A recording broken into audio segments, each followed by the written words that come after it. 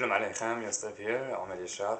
I just want to clarify in this video a number of misunderstandings that I've noticed regarding myself in the reactions of various people who've put comments to my different videos.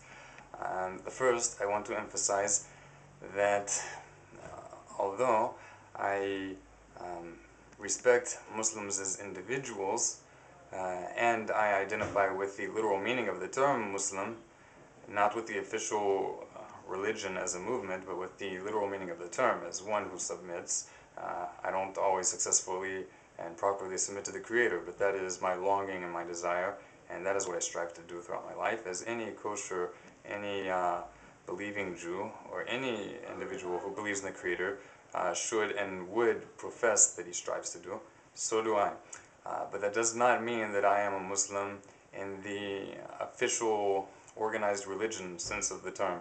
And I've never made that claim. And I also am against, just for those who claim this regarding some of my videos, particularly my prayer videos, I not only do not borrow or imitate Muslims and Islamic law, but I am against Jews doing so, because this is a prohibition in the Torah. The fact that I bow down onto my knees during prayer has no connection to has no connection to a system of copying Muslims.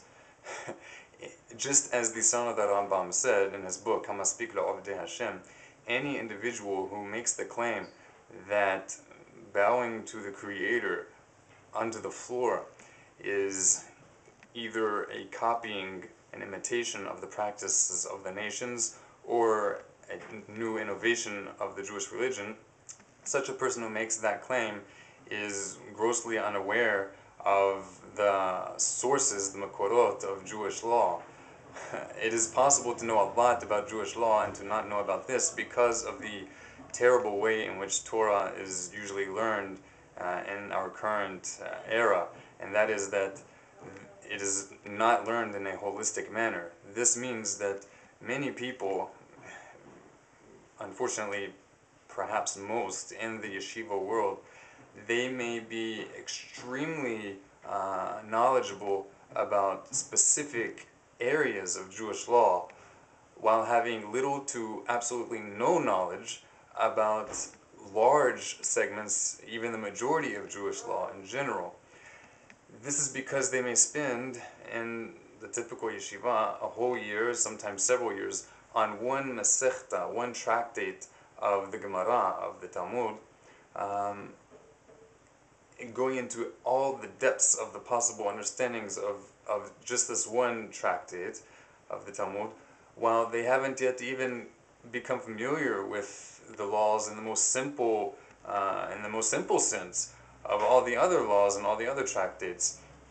And what happens is that the majority of people in the yeshiva world, obviously also outside of the yeshiva world, it goes without saying, is that many people, most, end up going through their entire lives not having a broad view of Jewish law, lacking huge gaps regarding what God's will is concerning various aspects of their life, while at the same time they may have an extremely in-depth knowledge of just the area of kashrut, of the laws of kosher's, or just the area of keeping Shabbat, and that's usually what is focused on, the laws of theft, and the laws of the Sabbath and the holidays, and basically the everyday laws that people deal with in our current times. Okay, so that's the first thing. Oh yeah, and I don't base the bowing onto the ground during prayer just on the son of the Rambam. Those who want to say that the son of the Rambam was just copying Muslims and heavily influenced by Muslims, so apparently so was his father, the Rambam, Maimonides, who heavily influenced the Shulchan Aruch of Rav Yosef Karo. So perhaps you shouldn't follow the Shulchan Aruch either, since it is also therefore heavily influenced by Muslims. It's such an outlandish idea. And let's put that Rambam aside. Apparently, so was the Rav Sa'ad Gaon, and so was the author of Hufat al-Labavot, the duties of the heart, Rav Bahya ibn Quda, and so was Ibn Ezra, and so was on and on and on, including the entire Hebrew Bible. It's just totally outlandish. Exactly as the son of the Rambam said, a person who makes the claim that bowing in prayer is originates from non-Jewish practice or is an innovation of the Jewish religion, therefore not valid. Such a person is just totally he's just totally unconnected with what Jewish sources say on the matter. Alright, so going on to a different topic. Just as I am not a member of the Muslim religion, I am also not a Karaite. Muslims and Karaites are not the only people in the world who bow down in prayer, and bowing in prayer is just a small part of the Torah, just so that people know that. I just posted it because it's something that's little known, but it is not the end all of the Torah, of the will of God. And it's a very important thing because it aids in a person submitting himself before the Creator and drawing near to Him, which therefore would inspire the person to keep other commandments. But in and of itself, bowing down is just a simple action, physical action, and it is meaningless if not coupled with knowledge of God's commandments in general. And so I'm also not a Karaite. That's also just as outlandish, being that I've uploaded several videos explaining why I do not accept the Karaite approach to the Hebrew Bible. I've given several videos explaining the many indications throughout the Hebrew Bible that there is a body of Jewish law which is not codified in the text of the Hebrew Bible. You can see those videos for yourself. I'm also not a Messianic Jew, nor a Christian in any sense of the term. I agree with them that the Hebrew Bible is inspired by God, but even with regard to that, I'm different. Just as all Orthodox Jews are different from Messianic Jews in general, and Christians with regard to the inspiration of the Hebrew Bible. While both Orthodox Jews and Christians and Messianic Jews all accept the Hebrew Bible, we accept it in different ways. Generally in Christianity, every single word of every single book of the Hebrew Bible is given equal weight and believed to be equally written down, directly dictated by God to the prophet. Of course there can be exceptions, but this is the general traditionalist Christian view, and it's still popular among evangelical Christians. In the Orthodox Jewish view, the Hebrew Bible in general is inspired by God, but the manner in which the mind of the prophet expressed the message depended upon the prophet. So therefore you can see different styles of writing throughout the writings of the prophets, and not every single word is directly prophetic, but rather God inspired them to write it. But for example, when the prophet writes, "and I saw in the vision," and then he explains what he saw in the vision, the "and I saw in the vision," that did not come word for word from God. And even when he's explaining the vision, he's explaining the message that God inspired to him, but not that is not necessarily word for word what God dictated to him. This is in contrast to the law of Moses. The law of Moses, on the other hand, the traditional Orthodox Jewish approach is that it was word for word dictated to Moses by God. And that I agree with and identify with, regardless of one's understanding concerning how the Hebrew Bible was given over or revealed. Regardless of that, even if every single word of the Hebrew Bible were dictated word for word by God to the prophet, there's still a uniqueness to the law of Moses, and that is that only the law of Moses was given as an eternal law, whereas all the writings of the other prophets, even in the Hebrew Bible, were not given and do not claim to be given as an eternal law. They themselves, all of these other writings of the Hebrew Bible, constantly refer back to the law of Moses as the law of God. Only that law, only the Torah, is God's eternal law according to the traditional Jewish approach of the Hebrew Bible. And, oh yeah, so another, just as with Islam and with Karaite Jewish belief, so also with the Christian or Messianic claim that I'm a Christian or Messianic is just as outlandish, being that in the same way I have several videos explaining why I am not a Christian, why I am not a Messianic Jew. It doesn't even make sense, being that I wasn't born to Jewish parents. Last time I checked, the Bible doesn't say how a non-Jewish individual can become a Jew. It indicates in the Torah that it is possible, but doesn't say how. Another indication of the oral law. And the New Testament says, let the Greek stay a Greek, let the uncircumcised stay uncircumcised. So also that doesn't really work.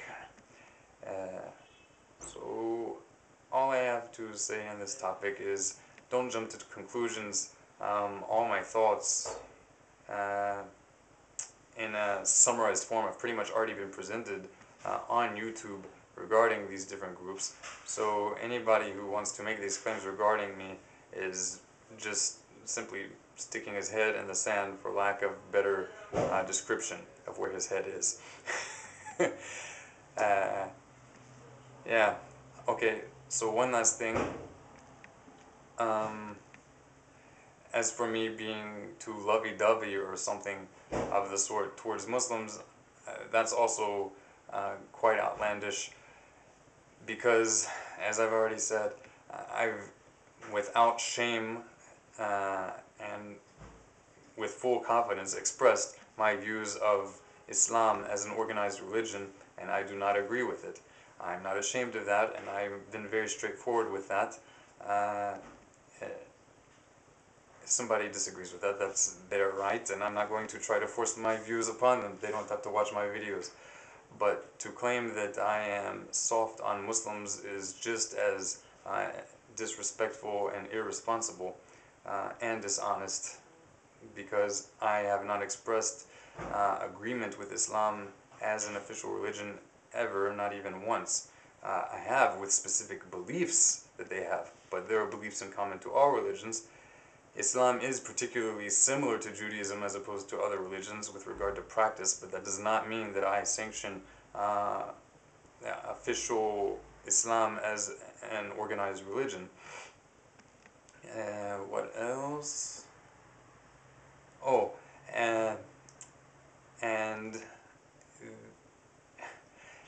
being that I disagree with Islam as an organized religion does not mean that it is incumbent upon me or anyone else to belittle Muslims as individuals.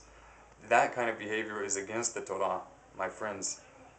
If you are actively in a war and or actively being attacked by a Muslim, or a country that happens to be the majority of them are Muslim, but whether or not they're Muslim, if you are actively being attacked, then of course you should defend yourself, and you don't need to feel bad about defending yourself and injuring the other individuals, although it shouldn't be your desire just to inflict pain.